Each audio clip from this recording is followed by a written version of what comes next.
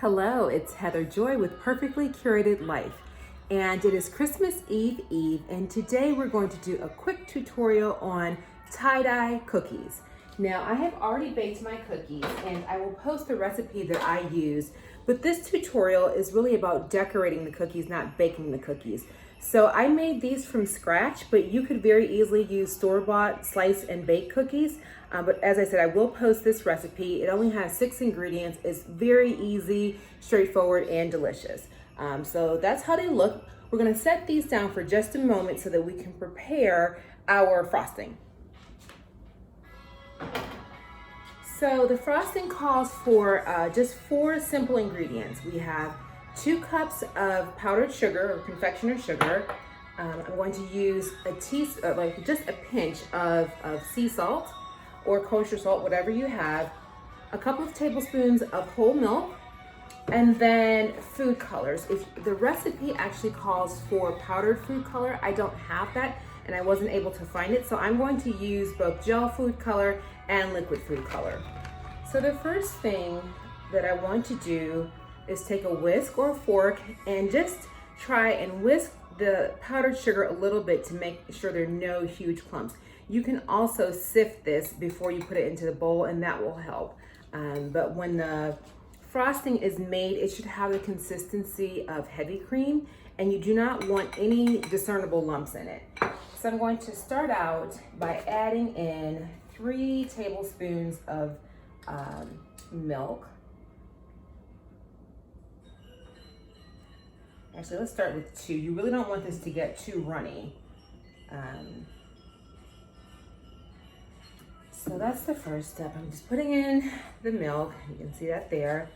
And then I'm going to add a pinch of salt. Now, I like to put this in my hand first, just in case I over pour. My frosting won't be salty. So that's about the amount I'm going to put in.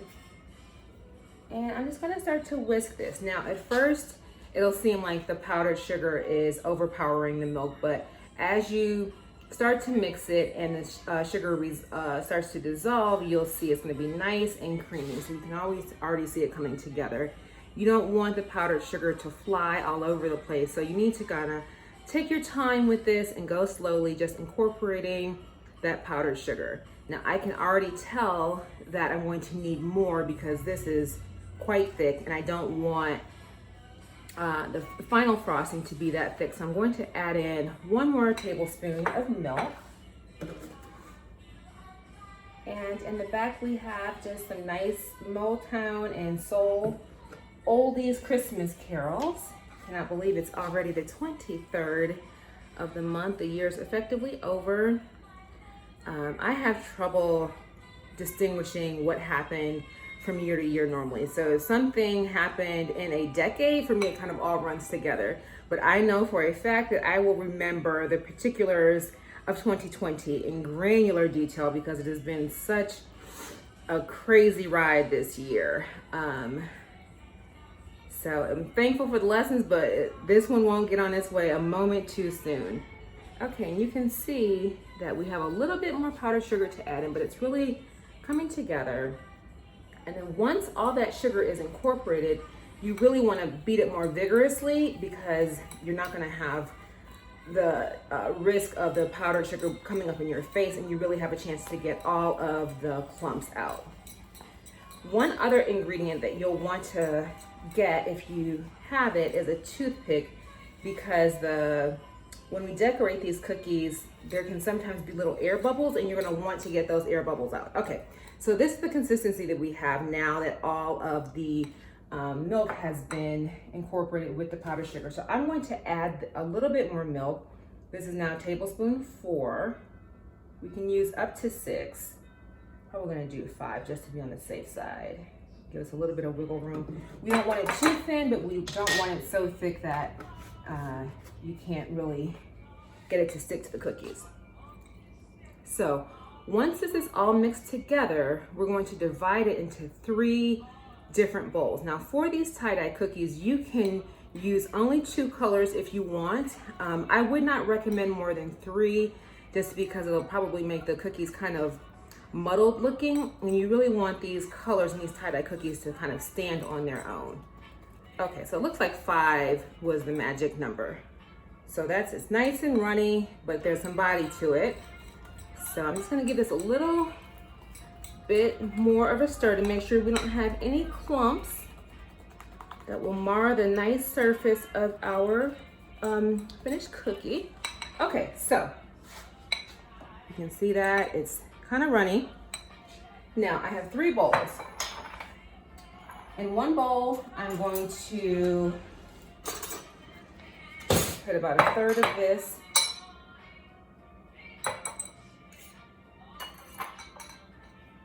And this one we're not going to touch anymore. Just going to leave that white. Okay, then I'm going to split the remainder evenly between the other 2 bowls. And you actually probably want to have a little bit more white than anything else because you're going to use that the most. So for my cookies today, I want to use a light green and a dark green and the white. I think that's going to be really pretty. So I'm going to start with my gel food coloring, and I'm going to add that to, we're going to do the light green first. So I'm just going to take this, and I would suggest starting out with just a drop or 2. A little goes a long way, and you can always make it darker, but once you've added in the food coloring, you can't take it back. So you can't make it lighter.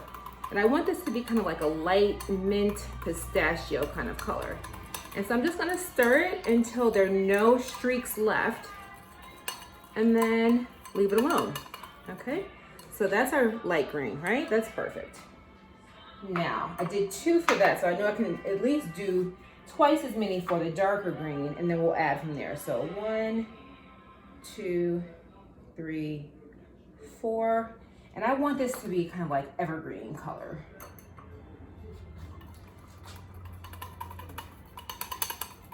So that's nice and green, but we're not quite there just yet. So what I'm going to do is also add a little bit of blue to deepen that green, and then add some more green as well.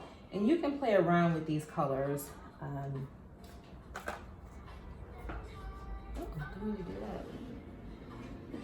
Okay, now let's see. I want to make this teal. This reminds me of Easter time and mixing colors for boiled or Easter eggs.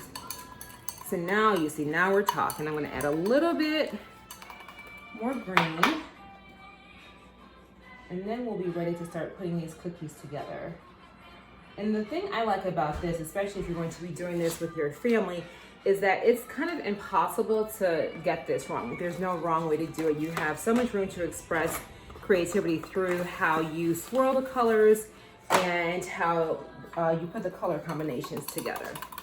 So now we have that really pretty, almost as not quite as dark as evergreen colored tree, but it's like more of a Kelly green. Okay, so we're good to go with that. Set that to the side. Now, I'm gonna grab a plate, and this is where the fun part comes in. So I think, first of all, you need 3 spoons. I have played around with this a lot, and I think the best way to do this is to have a nice bit of white in the middle, and then put the colors on either side of the circle. So we have a little circle of white, and then I'm going to add some of the light green on one side. And you don't want to use a whole bunch of frosting at one time, because after the second or third cookie, you're going to need to rinse the plate and start again. If you don't, the colors will start to get too mixed together and muddled, and it'll just look brown. It won't look like tie-dye. It'll look like just a big mess of muddled color. So you definitely don't want that. Okay, so you can see we have light green, white, and then dark green. So the next thing I'm going to do is just take my cookies, and I have them on a cooling tray. These need to set for about 2 hours between the time that you put the frosting on and the time they're ready to eat, in order to really give the cookie a chance to cure. So I'm gonna take the cookie and just place it face down into those colors. You wanna give it a nice little press and then lift it. Let it drip out, and there you go. Now, as you can see, we have an air bubble here, and that's what I was trying to hope to avoid. So this is where, if you have a toothpick, you're gonna take your toothpick and just kind of pop the bubble, all right? And if you want, you can make little streaks through. It's not gonna hurt anything. And I'm actually going to add some sprinkles to these once they're done to make them even more festive. So that is cookie number 1. Now, we can try this with a little twirl if we want. So it's there. I'm just gonna give it about a 1/4 inch turn, pull it up.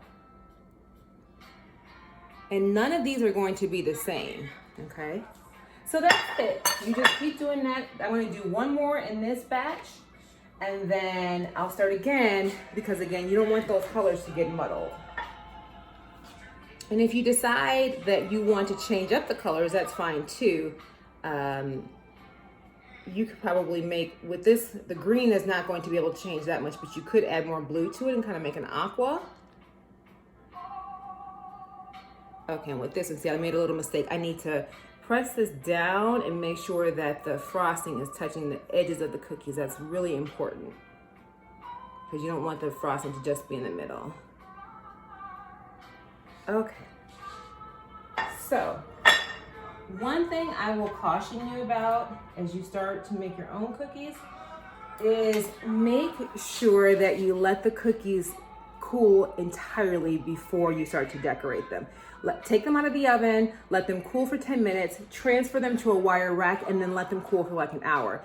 If not, if they're not fully solidified and cooled, you break the cookie when you're trying to dip it. And that happened to me a couple of times because I was getting too ahead of myself in my excitement about making these tie-dye cookies. I'd love to see your pictures of the cookies that you make. Please let me know how it goes, and I will see you tomorrow. Take care.